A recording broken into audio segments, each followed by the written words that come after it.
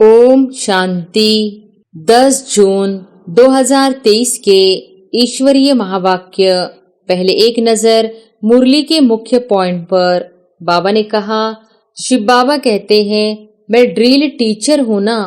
कहते हैं अशरीरी भव, बच्चे स्वधर्म में टिक जाओ, मन मनाभव मामेकम याद करो। कहते हैं श्री कृष्ण ने मटकी तोड़ी, अब वह मटकी काहे की। तुम्हारे सिर पर जो विकारों की मटकी है उनको तोड़ते हैं और ज्ञान अमृत का कलश देते हैं। गोपियां तुम हो, गोपी वल्लभ की गोपियों पर जो जहर का कलश था वह फोड़ ज्ञान अमृत का कलश रखते हैं। तो इसमें बुद्धि बहुत अच्छी चाहिए, तब धारणा हो सकेगी। महात्मा यानी महान आत्मा, फिर अपने को परमात्मा अथवा शिवोहम क्यों कहते हो? इसको ज्ञान का धर्म युद्ध कहा जाता है। उन्हों के पास है शास्त्रों की मत और तुम्हारे पास है श्रीमत। भूमि तो तत्व है, उनको थोड़ी ही माता कहा जा सकता है। इस धरती पे रहने वाली तुम माताएं हो, तुमको वंदे मातरम कहा जाता है। वह भूमि को वंदे मातरम कहते हैं तो भूत पूजा हो गई। और फिर बाबा ने कहा, जिस तरफ साक्षात सर्व समर्थ सर्वशक्तिमान है उनकी ही जीत होनी है। परमात्मा की महिमा बिल्कुल अलग है। कलंक जिन पर लगाते हैं वही फिर कलंगीधर बनेंगे।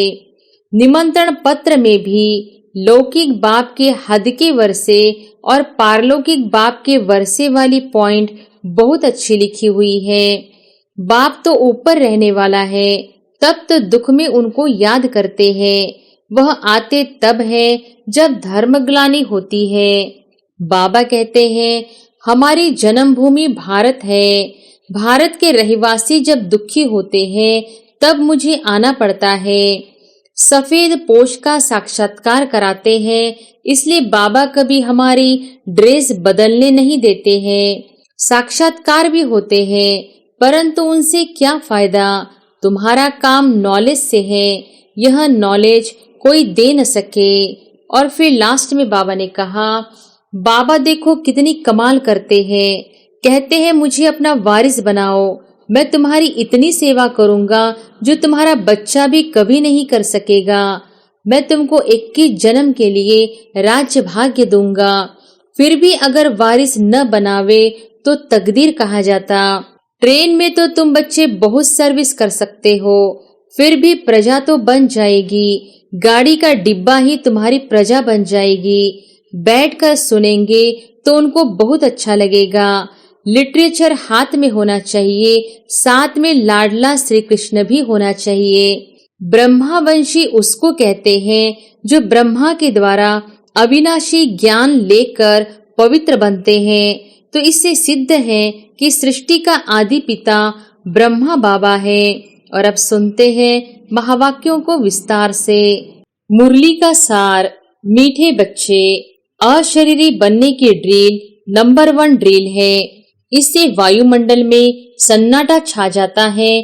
बाप का डायरेक्शन है, इसी ड्रिल का अभ्यास करो। प्रश्न है, दुनिया के अनेक विघ्नों के बीच में रहते हुए एक रस और खुशी में कौन रह सकते हैं? उत्तर है, जो किसी भी विघ्न की परवाह नहीं करते। तुम्हारे दुश्मन तो अनेक है, विघ्न डालेंगे, कलंक लगाएंगे, गाली देंगे, लेकिन याद रहे कि कलंक लगने से ही तुम कलंगीधर बनते हो। कहते हैं श्री कृष्ण ने चौथ का चंद्रमा देखा, इसलिए उस पर कलंक लगे। लेकिन अभी तुम बच्चों पर बहुत कलंक लगते हैं। अंत में तुम कहेंगे, हे भारतवासियों, देखो तुमने बहुत कलंक लगाए और हम अभी कलंगीधर बनते हैं। ओम शांति। बच्चों प्रति शिव बाबा का फरमान है। शिव बाबा कहते हैं, मैं ड्रिल टीचर हूं ना। कहते हैं अशरीरी भव, बच्चे स्वधर्म में टिक जाओ, मन मनाभव मामेकम याद करो। यह तो जानते हो अब धर्म की ग्लानि है। गीता में है, यदा यदा ही धर्मस्य, यह श्लोक जन्म जन्मांतर हम गाते आए हैं। जब से भक्ति मार्ग शुरू हुआ, गीता का पाठ करते आए हैं, शिव बाबा की पूजा करते आए हैं। वही शिव बाबा अब कहते हैं, मामेकम याद करो। तुम पर फिर से माया का परछाया पड़ गया है। अब मैं आया हूँ माया पर जीत पहनाने के लिए, इसलिए मन मना भव, क्योंकि तुमको वापस जाना है मेरे परम धाम में। अगर श्री कृष्ण होता तो कहते मध्याजी भव। श्री कृष्ण को कृष्णपुरी में याद करो। ज्ञान का दाता कोई श्री कृष्ण नहीं है, वह तो है शिव। शिव की ही पूजा होती है, उनको परमात्मा कहा जाता है। तो हम आत्माओं को वहां जाना है, इसलिए बाबा ड्रिल सिखलाते हैं। यह है नंबर 1 ड्रिल, मन मना भव, अशरीरी भव। तुम सब ब्राह्मण उनको याद करेंगे। अगर कोई शूद्र यहाँ और कोई ख्यालात में बैठा होगा तो वायुमंडल को खराब कर देगा। उस एक को जब सभी याद करेंगे तो सन्नाटा छा जाएगा। जैसे कोई मरता है तो सन्नाटा हो जाता है। आत्मा के अशरीरी होने का प्रभाव पड़ता है। तो अब बाबा कहते हैं, तुम सब आत्माओं को वापस ले जाऊंगा। काल तो एक आत्मा को ले जाता है। मैं तो कालों का काल हूँ, मैं सबको लेने आया हूँ। और मैं आता हूँ साधारण ब्रह्मा तन में। मैं मनुष्य सृष्टि का बीज रूप चैतन्य हूँ। मैंने ही गीता सुनाई थी। देखो, तुम्हारे पर अब कलश रखा है ना। श्री कृष्ण की गोपियों को भी कलश दिखाते हैं। कहते हैं श्री कृष्ण ने मटकी तोड़ी। अब वह मटकी काहे की? तुम्हारे सिर पर जो विकारों की मटकी है उनको तोड़ते हैं और ज्ञान अमृत का कलश देते हैं। बाकी सतयुग में थोड़ी ही कोई ऐसी बात हो सकती है। गोपियां तुम हो। गोपी वल्लभ की गोपियों पर जो जहर का कलश था वह फोड़ ज्ञान अमृत का कलश रखते हैं। तो इसमें बुद्धि बहुत अच्छी चाहिए, तब धारणा हो सकेगी। गोपियों का वल्लभ बाप तो है शिव बाबा। श्री कृष्ण को वल्लभ नहीं कह सकते। लिखा है कि गोपियों को भगाया, अब बाप थोड़ी ही भगाएंगे। यह तो कायदा नहीं है। बाबा समझाते हैं, जब कोई महात्मा कहे कि शिवो हम, तो बोलो कि एक तरफ कहते हो महात्मा यानी महान आत्मा, फिर अपने को परमात्मा अथवा शिवो हम क्यों कहते हो? महान आत्मा तो पवित्र आत्मा ठहरे। यह राज समझाना है। इसको ज्ञान का धर्म युद्ध कहा जाता है। उन्हों के पास है शास्त्रों की मत और तुम्हारे पास है श्रीमत। बाबा कहते हैं, मैं आता ही तब हूँ जब राजयोग सिखलाना है। भारत के ऊपर ही यह सारा खेल है। हीरो हीरोइन का पार्ट भारतवासियों को मिला हुआ है। वास्तव में वंदे मातरम भी इन माताओं को कहा जाता है। वह लोग तो भूमि को मातरम कहते हैं। भूमि तो तत्व है, उनको थोड़ी ही माता कहा जा सकता है। इस धरती पे रहने वाली तुम माताएं हो, तुमको वंदे मातरम कहा जाता है। वह भूमि को वंदे मातरम कहते हैं तो भूत पूजा हो गई। अभी तुम बच्चे योग बल से अपनी बादशाही लेते हो, सब मेहनत करते रहते हैं पवित्र बन बादशाही लेने लिए। जिस तरफ साक्षात सर्व समर्थ सर्वशक्तिमान है, उनकी ही जीत होनी है। परमात्मा की महिमा बिल्कुल अलग है। वह आकर ड्रिल सिखलाते हैं कि मामेकम याद करो, और सब तुमको दुख देने वाले हैं। सभी दुश्मन बन विघ्न डालते हैं। यह कोई नई बात नहीं है। हमको कोई दुनिया की परवाह थोड़ी है। श्री कृष्ण के लिए कहते हैं, चौथ का चंद्रमा देखा तब इतनी गाली खाई। कलंक जिन पर लगाते हैं वही फिर कलंगी धर बनेंगे। फिर अंत में कहेंगे, अरे भारतवासियों, तुमने हमें कितनी गाली दी। देखो हम यह बन रहे हैं, राज्य भाग्य ले रहे हैं। लड़ाई के मैदान पर तो बहुत सहन करना पड़ता है, तो जो राज्य भाग्य देते हैं उन पर बलिहार जाना पड़ता है। यह शिव बाबा समझा रहे हैं। यह दादा अपने को भगवान नहीं समझते हैं, इसलिए शिव बाबा कहते हैं, बच्चे यह तुम्हारा कलप कलप का पाठ है। तुम भी कहेंगे, जब जब धर्म की ग्लानि होती है तब बाबा आते हैं। अब बाबा आया हुआ है और हम बाबा से वर्षा ले रहे हैं। निमंत्रण पत्र में भी लौकिक बाप के हद के वर्षे और पारलौकिक बाप के वर्षे वाली पॉइंट बहुत अच्छी लिखी हुई है। बेहद के बाप से ही बेहद का वर्षा मिलता है। लक्ष्मी नारायण को बेहद का वर्षा किसने दिया? बाबा ने। तो यह सब समझने की बातें हैं। हमारा यह सितम सहन करने का भी पाठ है। 21 जन्मों के लिए बादशाही मिलती है, तो इसमें मेहनत करनी पड़ती है। गाया जाता है, son shows father, student shows teacher. अब तुम्हारा रियल पार्ट है, तुम समझा सकते हो। वही हमारा बाप टीचर सदगुरु है।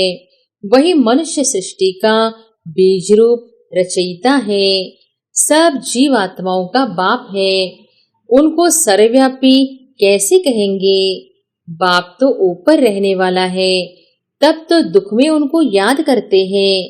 वह आते हैं तब है जब धर्म ग्लानि होती है। बाबा कहते हैं, हमारी जन्मभूमि भारत है। भारत के रहिवासी जब दुखी होते हैं तब मुझे आना पड़ता है। परमात्मा की जन्मभूमि भारत है। यह अक्षर कोई के मुख से कभी निकलेगा नहीं। अगर सब परमात्मा हो तो सबकी जन्मभूमि भारत होगी। बाबा कहते हैं, सभी प्रिसेप्टर को भी मैं मुक्ति धाम ले जाता हूँ। जब उन्हों यह मालूम पड़े कि हमको मुक्ति देने वाला बाबा है, वह भारत में जन्म लेते हैं, तो भारत बहुत बड़ा भारी तीर्थ बन जाए। समझो, सभी को मालूम पड़े, परंतु आ कैसे सके? सभी तो भारत में आ न सके। इतना तो अन्न नहीं है भारत में। यह सुनकर बहुत बहुत खुश होंगे कि ओहो, हमारा बाबा जो इन गुरुओं आदि को भी मुक्ति देते हैं, उनका जन्म भारत में होता है। पहचानेंगे तो नॉलेज से ना, और क्या देखेंगे? ब्राह्मणों में जब किसकी सोल आती है तो उनके भी बोलने से पहचानते हैं ना।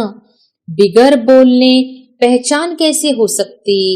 बात करने से मालूम पड़ेगा बरोबर फलानी आत्मा है। शिव बाबा भी जब नॉलेज दे तब समझे कि शिव बाबा बोलते हैं।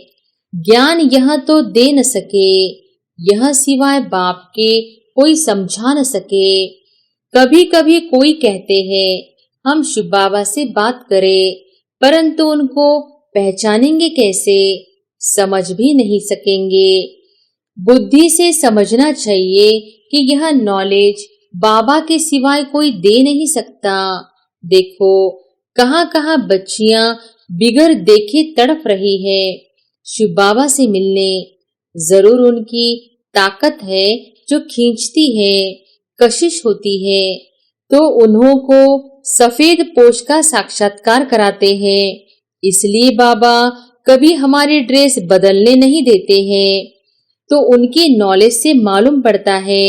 बहुतों को भिन्न भिन्न प्रकार के साक्षात्कार भी होते हैं, परंतु उनसे क्या फायदा? तुम्हारा काम नॉलेज से है।